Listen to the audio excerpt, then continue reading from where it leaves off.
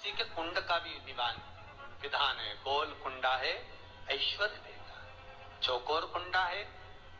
आप लोग कई बार देखे होंगे किसी किसी के यहाँ चौकोर तुलसी का क्यारा होता है, कुंडा होता है, वो वंश बढ़ाता है। षडाकृति का है, वो धन देता है, संपदा देता है। दोष हमारा है, हम तुलसी के कुंड के नीचे शंकर जी को रख देते हैं। क्यों? कि यहीं तुलसी जी को पानी चढ़ाएंगे, यहीं शंकर जी को चढ़ा देंगे। दोष है।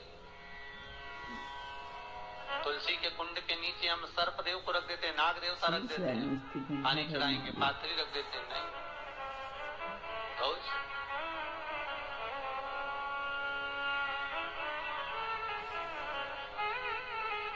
इसका दोष हम सबको कैसा कुंड हो। 7 तरह के कुंडों का व्याख्यान तुलसी के रूप में कहा गया हमारा। पहला गोल, दूसरा चौकोर, तीसरा षडाकृति, चौथा त्रिवेणी, 3 कोने वाला कुंडा।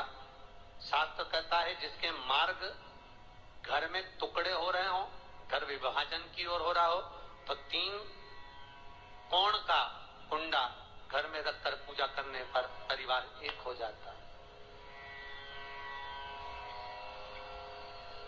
5वां, गार्डन में बिना कुंडे का, बिना कुंड का जो तुलसी का पौधा रोपित होता है, बिना कुंड के एक बगीचा जैसा बो दिया जाता है, तुलसी तुलसी उत्पन्न हो जाती है। महाराज, वहां पर संपदा तो रहती है पर चिंता बहुत रहती है, टेंशन बहुत रहता है। क्यों? घर के दरवाजे के बाहर इतनी सारी बगीचे में तुलसा कर दी। कोई निकल कर जा रहा था, उसने थूक दिया, कोई निकल कर जा रहा था, उसने पानी डाल दिया, कोई श्वान ने, कुत्ते ने, किसी ने, बिल्ली ने गंदगी कर दी, उसका दोष आपको लगेगा। इसलिए कुंड के अंदर तुलसा का, तो वो धन तो देगा। जो तुमने बगीचे में तुलसा लगाई है, गार्डन तुलसा का करा, वो धन तो देगा, संपदा भी देगा, पर चिंता को बढ़ा देगा। 5,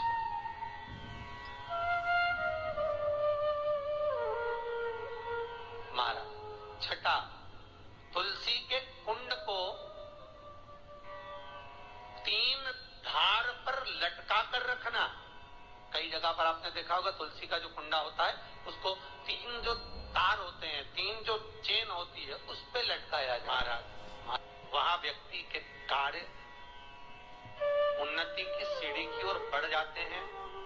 जैसे भोजन की थाली लग गई, भोजन तैयार हो गया, बस खाने बैठे हो और थाली खसक गई, समझ लेना कि तुलसी को अधर पर लटका कर रखा है।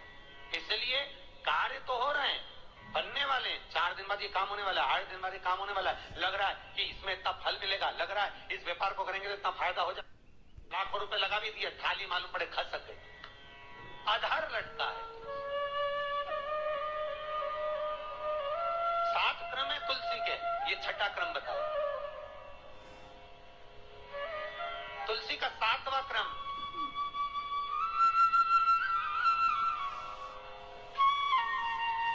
तुलसी का 7वां क्रम है। महाराज,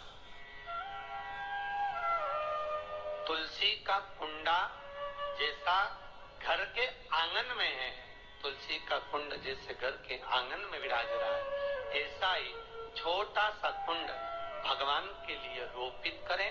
प्रतिदिन भगवान की सेवा करते समय तुलसी का कुंड सम्मुख रखकर उसकी आराधना करना, फिर उस कुंड को वापिस बाहर ले जाकर रखना, फिर दूसरे दिन पूजन के समय पर कुंड को लाकर रखना। हम तो यहाँ तक कहते हैं, विष्णु पुराण गर्ग संहिता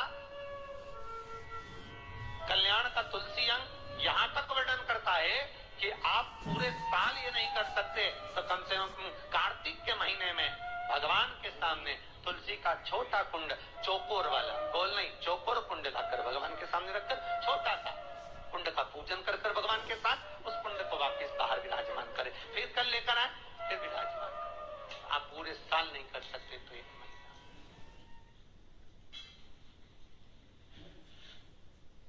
रखा और तुलसी का कुंडे में दिया रखा और तुलसी की लकड़ी, तुलसी का पौधा, तुलसी का पत्ता उस जलते हुए दिए की लपट में आता है तो तुलसी आशीर्वाद नहीं देती, बद्दुआ देती है। इसलिए तुलसी के क्यारे में से तुलसी के दिए को 7 लकड़ी। श्री शिवाय नमस्तुभ्यम। हर हर महादेव। पूज्य प्रदीप मिश्रा जी ने आज बहुत अच्छी और अचूक बात बताई है। पूज्य प्रदीप मिश्रा जी ने बताया है कि अगर हम तुलसी का पौधा घर के बाहर लगाते हैं तो वहाँ कोई भी आता जाता है या कोई भी कुत्ता बिल्ली उसमें गंदगी कर देता है तो उसका हमें पाप लगता है। और पूज्य प्रदीप मिश्रा जी ने ये भी बताया है कि जब हम तुलसी के पौधे में भगवान शिव की या किसी सर्प की फ़ोटो रख देते हैं या कोई मूर्ति रख देते हैं तो वो भी हमें नहीं करना चाहिए।